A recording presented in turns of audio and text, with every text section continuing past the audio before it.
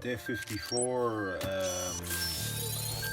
synopsis basically. I'm well into 55 now, but I forgot to do it earlier. As you can tell, it's actually night time now. But yeah, it was I don't know, a kind of average day, maybe you might say, or no, that's unfair. Like after the morning of 53 and the big sleep, I cracked into the rowing, and I didn't really care. It was amazing. Like there was no time pressure or no mileage pressure, and I just ground away all day, without even kind of thinking about those things. And I was thinking about the process from time to time, but yeah, there was great comfort in that mentally, and I wish I knew how to do that all the time, because most of the time I'm in my own head. How long is gone? How long have I done? How many miles will I do? Blah blah blah.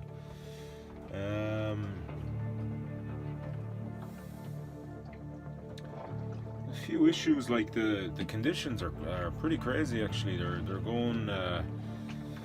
And they're getting bigger every day. Like this morning, between kind of 6 and 8, it was big seas, and I was beam on a lot to the waves, so I was getting soaked and smashed. And I wouldn't say it was near a capsize or anything, but there was a few times there where the boat was kind of, it was well past 45 degrees anyway.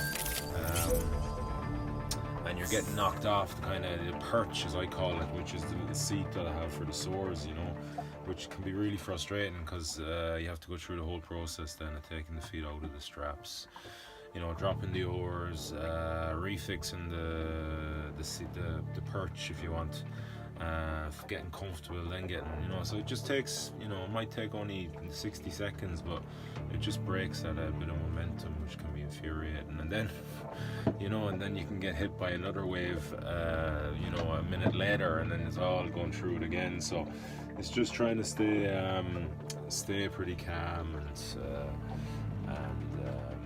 just getting on with the job.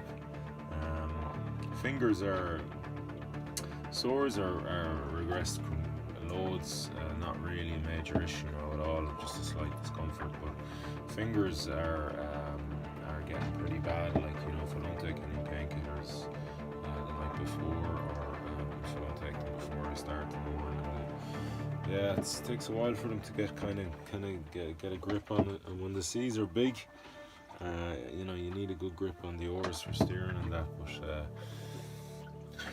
there's not a whole huge amount of time left, so hopefully I will see it out, without a doubt, of course, but hopefully there's not too much permanent damage been done there. For example, I got up in the middle of the night, and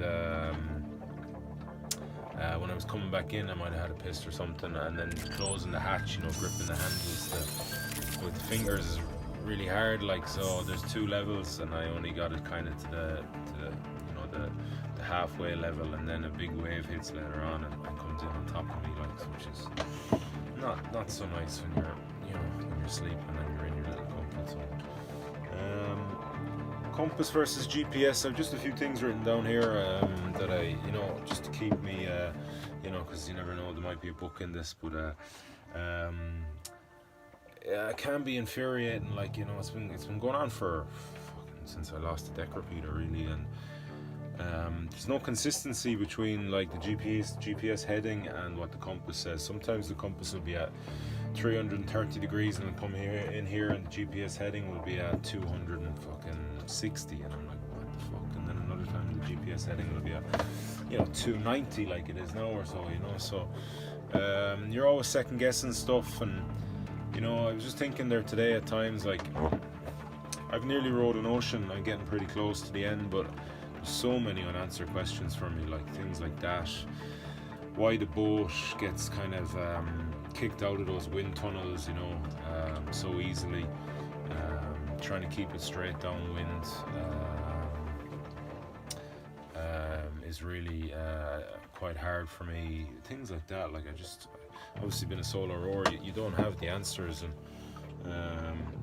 you know, someone like me who's a bit of a perfectionist wants answers, and you know, wants to get the most out of the energy and effort he's putting in, and when that's not happening, it can be really, really infuriating.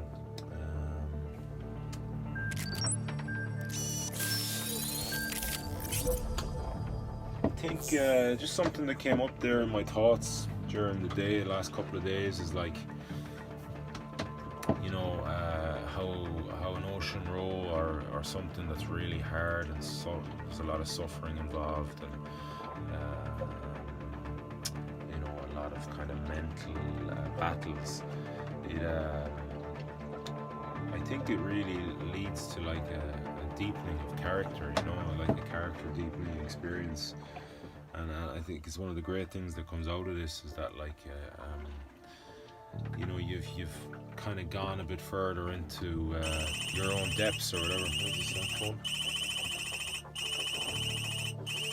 I'm not gonna answer it. So yeah, something I need to kind of think about a bit more and expand on. But for now, that's it.